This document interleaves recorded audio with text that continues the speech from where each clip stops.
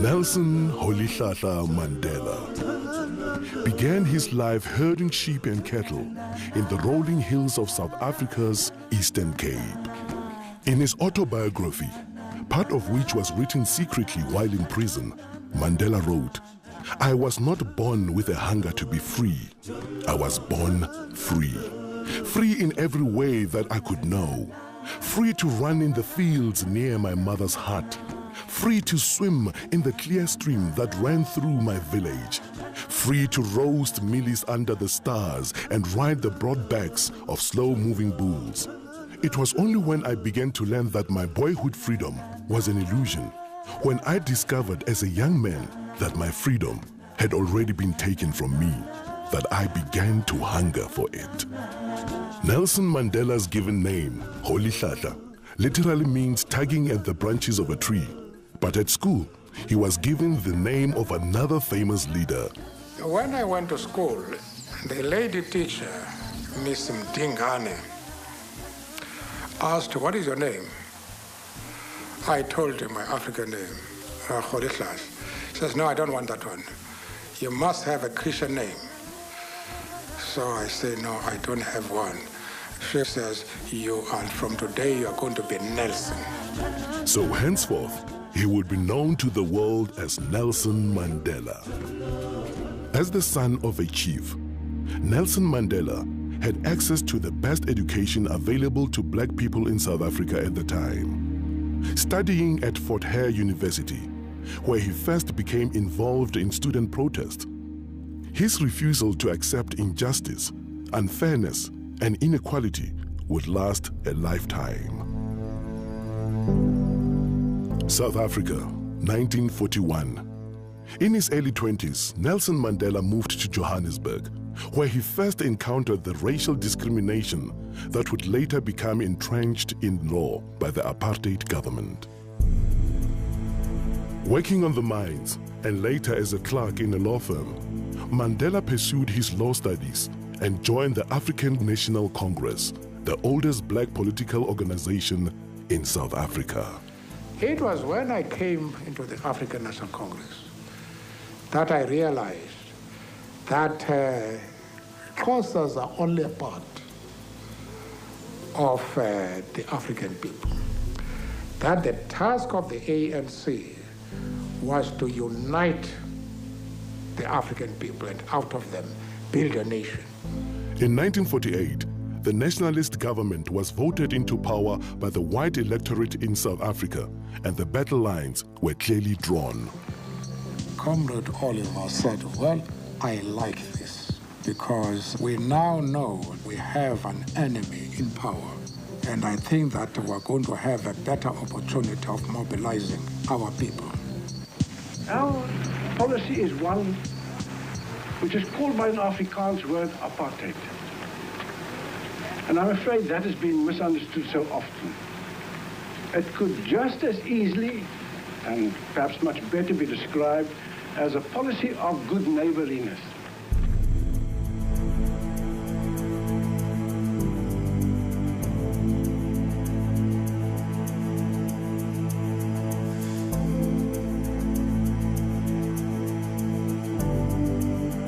In 1955, the ANC and other organizations called upon people of all races to gather in Kliptown to approve the Freedom Charter, a blueprint for a free, democratic, and multiracial South Africa, in which all races would be treated equally. Nelson Mandela, one of the chief organizers of the gathering, was banned by the government from attending and was forced to watch proceedings from the sidelines. In 1956, the organizers of the Freedom Charter and other leaders in the Congress movement were charged with high treason. The trial was specifically designed to occupy the opposition and keep them out of politics. It dragged on for 4.5 years, and it would be another 40 years before the Freedom Charter finally bore fruit. South Africa, 1960, Sharpeville, a black township in the industrial area south of Johannesburg. A peaceful crowd gathered to protest against the past laws, was shot at by police. 69 people died. The nationalist government imposed martial law. All opposition was banned and thousands were jailed. When it became clear that all means of peaceful negotiation had been exhausted, Mandela went underground to lead the armed struggle. We have made it very clear in our policy that South Africa is a country of many races. There is room for all the various races in this country. There are many people who feel that it is useless and futile for us to continue talking peace and non-violence against a government whose reply is only savage attacks on an unarmed and defenseless people. Key government installations were targeted for sabotage. Mandela became known as the Black Pimpernel. In 1962, Mandela was captured, charged with leaving the country illegally, and sentenced to imprisonment for 5 years. Shortly afterwards, his ANC comrades were captured with evidence which incriminated Mandela. He returned to court for the Rivonia trial, where he and 8 others faced a possible death penalty. The very speech which was made by Nelson consolidated the spirit of the people outside, because it was a defiant spirit. I have fought against white domination, and I have fought against black domination. I have cherished the idea of a democratic and free society in which all nations live together in harmony and with equal opportunity. It is an ideal which I hope to live for and to achieve. But if needs be, it is an ideal for which I am prepared to die. When Nelson Mandela and several of his colleagues were sentenced to life imprisonment in 1964, the political convicts were sent to Robben Island, the bleak island prison off the Western Cape Coast. Nelson Mandela was 45 years old when he became prisoner number 466 of 1964. He would be in his early 70s before he would again be a free man. Forced to perform futile hard labor in a lime quarry, the prisoners refused to be broken. Far from being diminished, Mandela's moral leadership and stature continued to grow while he was in prison. His young wife, Winnie, continued to be an inspiration to the struggle. That day is not far when we shall lead you to freedom. Amanda! Away to power to the people. But the struggle against apartheid would continue for another quarter century. While Nelson Mandela and his co-accused served life sentences on Robben Island, other leaders of all races and in all spheres campaigned for change. Many faced imprisonment or exile. And around the world, ordinary people showed their horror of apartheid and their support for the struggle.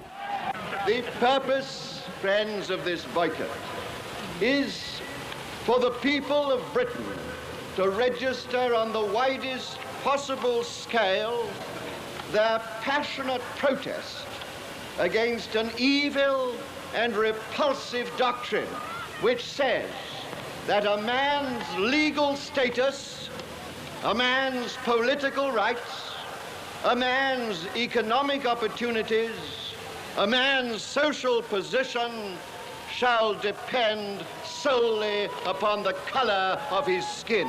But in 1976, Soweto school children marched in protest, and townships around the country erupted in violence. It was the beginning of the end for apartheid, but the struggle dragged on for more than a decade as the Afrikaner nationalist government clung to power. I've been lenient and patient. Don't push us too far. In the late 1980s, amid a tide of world pressure, the South African government was forced to accept the inevitable and began dismantling apartheid.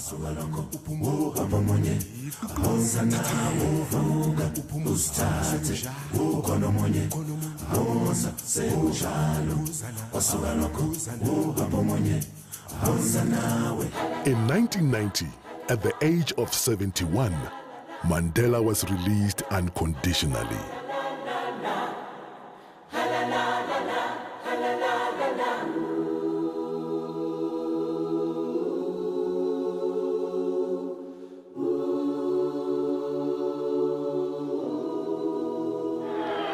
I stand here before you not as a prophet, but as a humble servant of you, the people. I place the remaining years of my life in your hands. After leading negotiations for a new South Africa, Nelson Mandela cast his vote in the first free and democratic elections and became the country's first black president. Never, never, and never again shall it be that this beautiful land will again experience the oppression of one by another.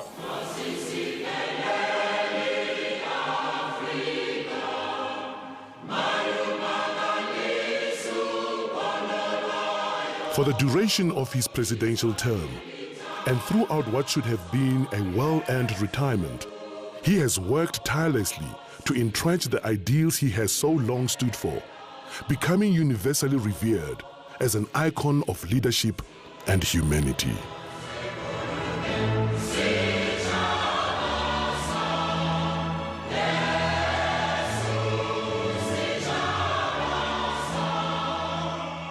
When I told one of my advisors a few months ago that I wanted to retire, he growled at me, quote, "You are retired." If that is really the case, then I should say, I now announce that I'm retiring from retirement. But in his retirement from retirement, Nelson Mandela has continued to give his support and generosity in countless ways, creating an enduring legacy through the Nelson Mandela Foundation, the Nelson Mandela Children's Fund, the Mandela Roads Foundation, the Nelson Mandela Institute for Education and Rural Development, and the 46664 campaign. Through 46664, he continues to lend the full force of his extraordinary talent, intellect, and heart to a problem that faces not only his own country, but the world at large. Nelson Mandela, Madiba, we salute you.